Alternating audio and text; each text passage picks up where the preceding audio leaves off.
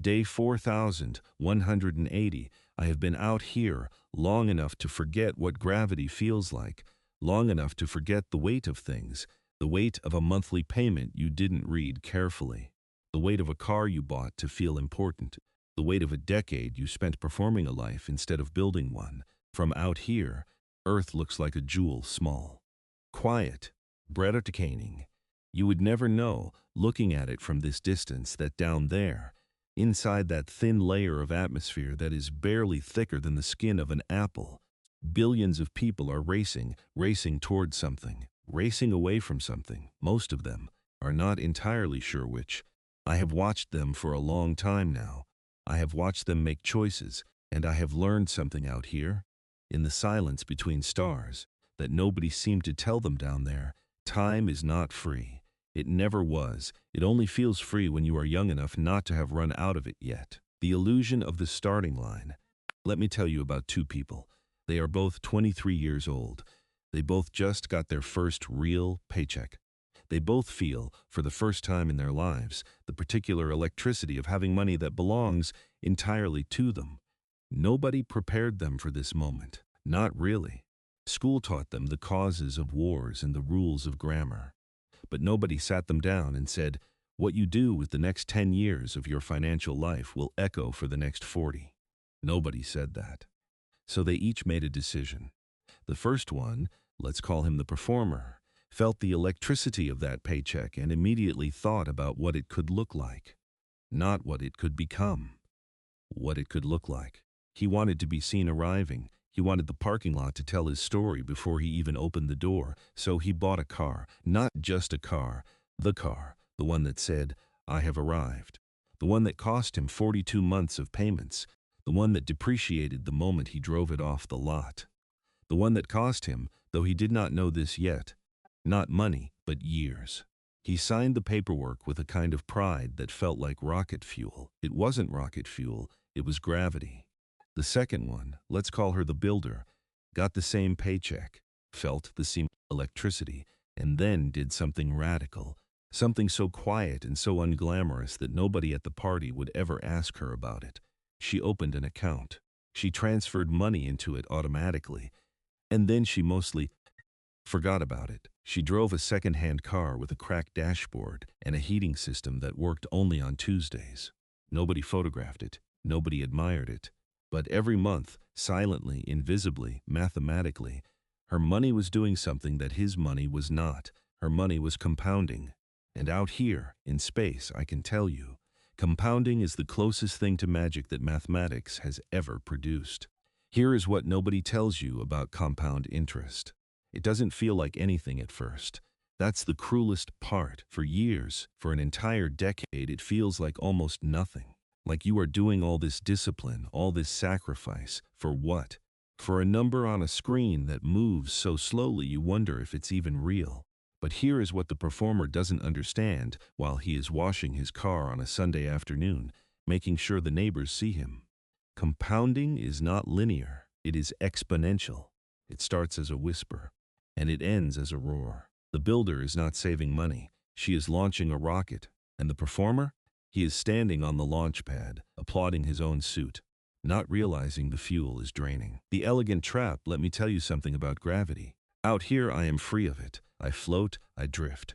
I navigate by the light of stars that burned out 1,000,000 years ago and are only now reaching my window. But on Earth, gravity is invisible. That's what makes it dangerous. You don't feel it pulling you down. You just feel normal. You feel like the way things are is the way things have to be. Financial gravity works exactly the same way. It doesn't announce itself. It doesn't send a warning signal. It just slowly, invisibly, consistently pulls you toward the ground.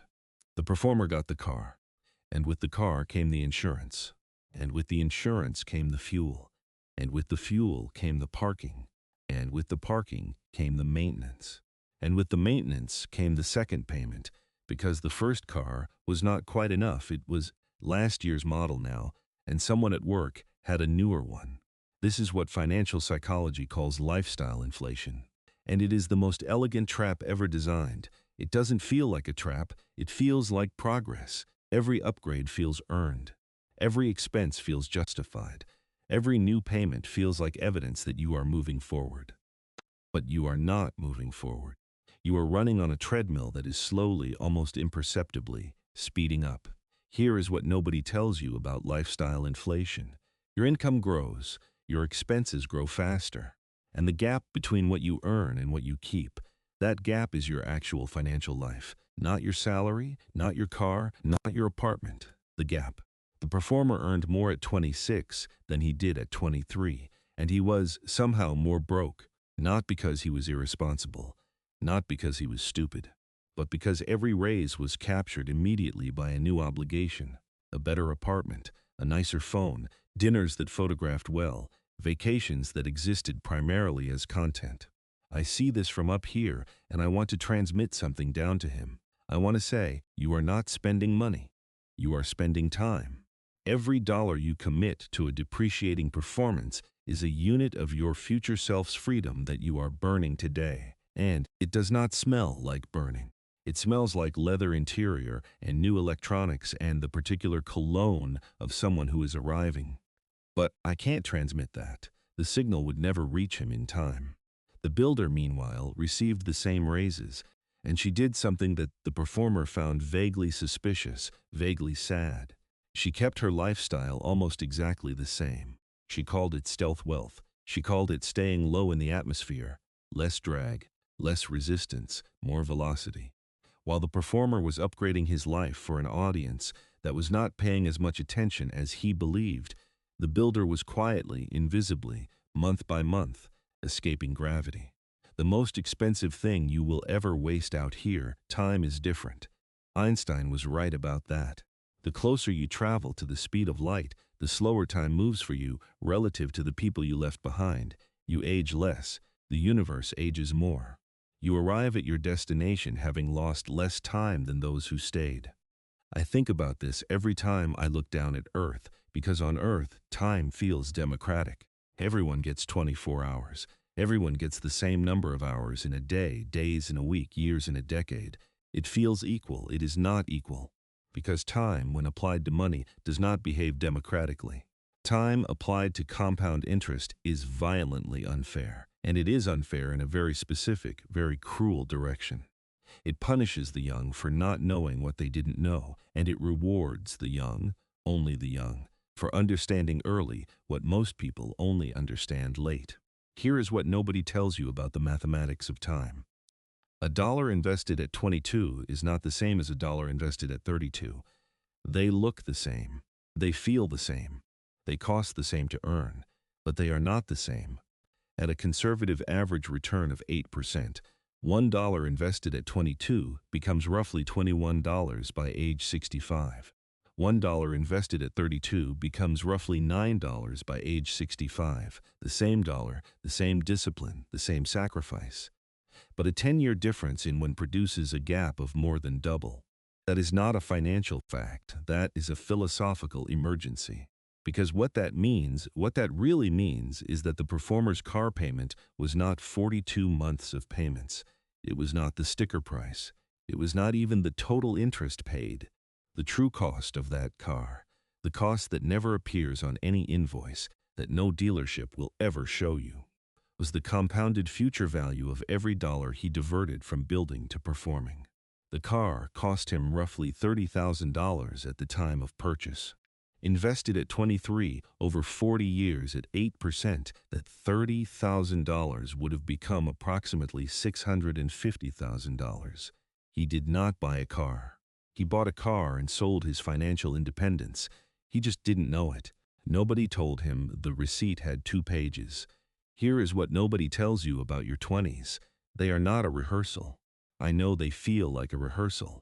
I know they feel like the part of the movie before the real story begins. I know they feel like a period of experimentation, of finding yourself, of earning the right to have a life that matters later. But the universe does not care about your narrative arc. The compound interest clock started on your 18th birthday. It did not wait for you to feel ready. It started, and every year you spend performing a life instead of building one, every year you spend looking rich instead of becoming free, is a year that cannot be purchased back, not for any price. Not for any salary, not for any inheritance. Time is the only asset with no secondary market. There is no exchange where you can buy back your 31st year. There is no transaction that recovers a decade of compounding you chose not to start. It is gone. Quietly, permanently, mathematically, gone. The moment the math becomes visible there comes a moment. It does not arrive with drama. It arrives on an ordinary Tuesday.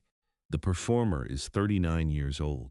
He is sitting in a car that is paid off, finally, and about to become a trade-in for something newer. And for reasons he cannot entirely explain, he opens a calculator. He types in numbers he has never typed before. What if I had invested instead of bought? What if I had started at 23 instead of 33?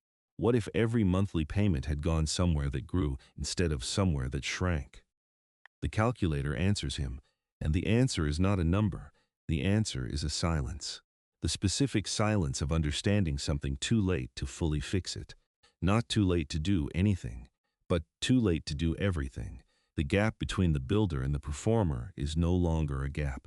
It is a canyon, and the canyon was not carved by some dramatic failure, not by a bankruptcy, not by a disaster. It was carved by years of ordinary, reasonable, socially celebrated choices. A car here, an upgrade there, a vacation financed on credit, a lifestyle that expanded to fill every raise before the raise had even cleared. The canyon was carved by normal, and that is the most terrifying thing I have observed from up here. It is not the extraordinary mistakes that trap people in financial gravity. It is the ordinary ones. The ones that feel fine at the time. The ones that everyone around you is making too. The ones that come with monthly payments and 5-year warranties and the quiet approval of people who are also trapped. Here is what nobody tells you about being average with money. Average, compounded over 40 years, produces a very specific outcome. You work until you cannot, not until you choose not to, until you cannot.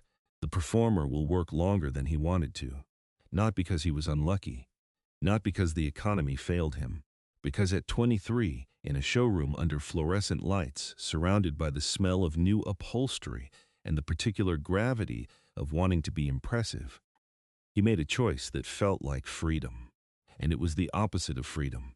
It was a contract, signed in monthly installments, payable in decades. The builder, at the same age of 39, has a different kind of Tuesday. She looks at her accounts, and the number she sees is not a number her 23-year-old self could have believed, not because she earned more, not because she was lucky, but because she understood, early, one of the quietest and most powerful laws in the financial universe. Capital is not earned. Capital is preserved. Anyone can earn money. The economy is full of people who earn good money and have nothing to show for it. What separates the builder from the performer is not income. It is the percentage of every dollar she refused to let escape. She treated her savings rate as the most important number in her financial life. Not her salary, not her investment returns, not the market, the percentage she kept. Because she understood something the performer never did. Every dollar that leaves your hands to perform a status has to be re-earned before it can begin to work for you. You are not just spending money when you overspend. You are spending the future compounding of that money. You are spending the freedom that money would have eventually purchased. You are spending years of your life that you will one day need back and will not be able to buy. The last window there is a concept in orbital mechanics called escape velocity.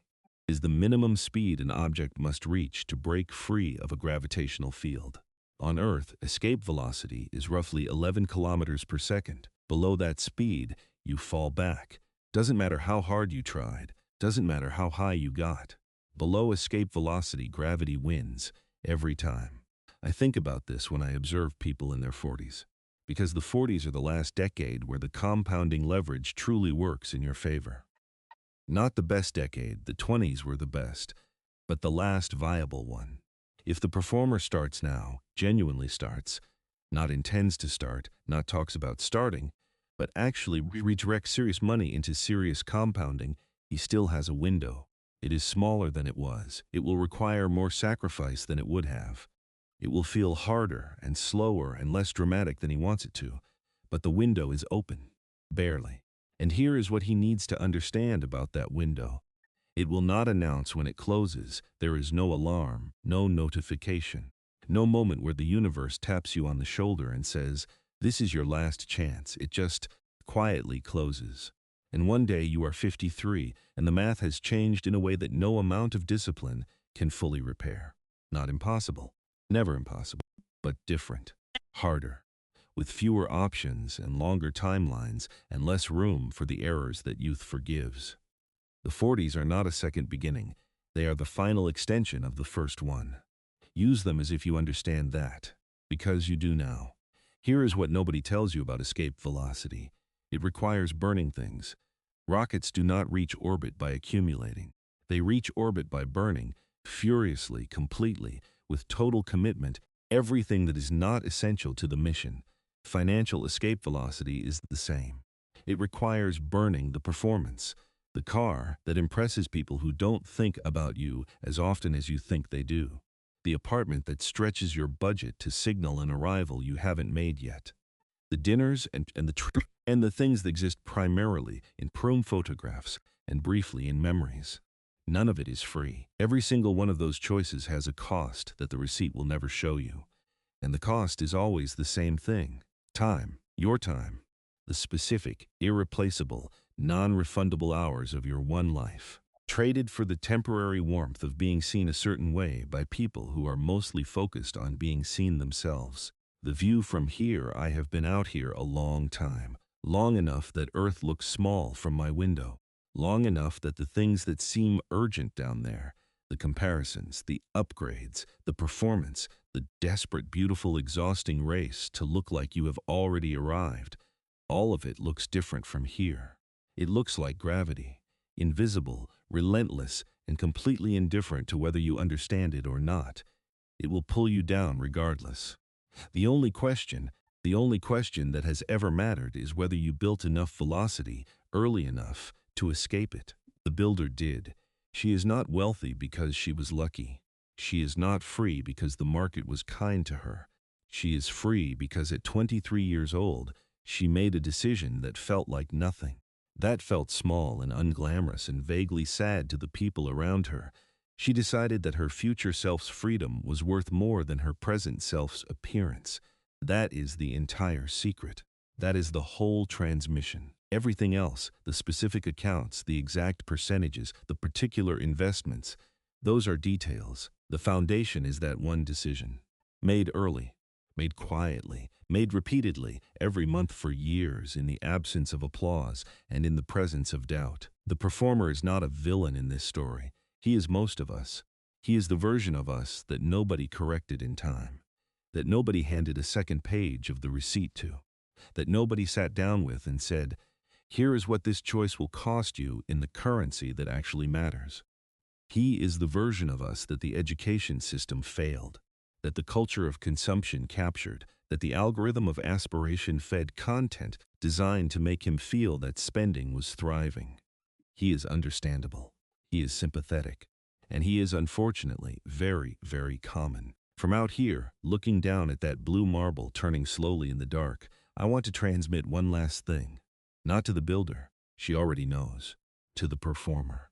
To every version of you that is still standing on the launch pad, admiring the suit, wondering why you haven't lifted off yet. The rocket is still there. The fuel is reduced but not gone. The window is smaller but not closed. The math is harder but not impossible. And the first step is the same as it always was. Stop performing. Start building. Quietly, unglamorously, without applause. The way stars build light, in the dark, over enormous time, for reasons that have nothing to do with being watched. That is how wealth is made. That is how freedom is built. That is how you escape the gravity of a planet that will pull you down, warmly and socially, and with excellent monthly payment options, for your entire life. Unless you decide, right now, that you are done falling. End transmission. Distance from Earth. Still 2.3 astronomical units. The silence out here is absolute. And in the silence, if you listen carefully enough, you can hear the math working quietly for everyone who started.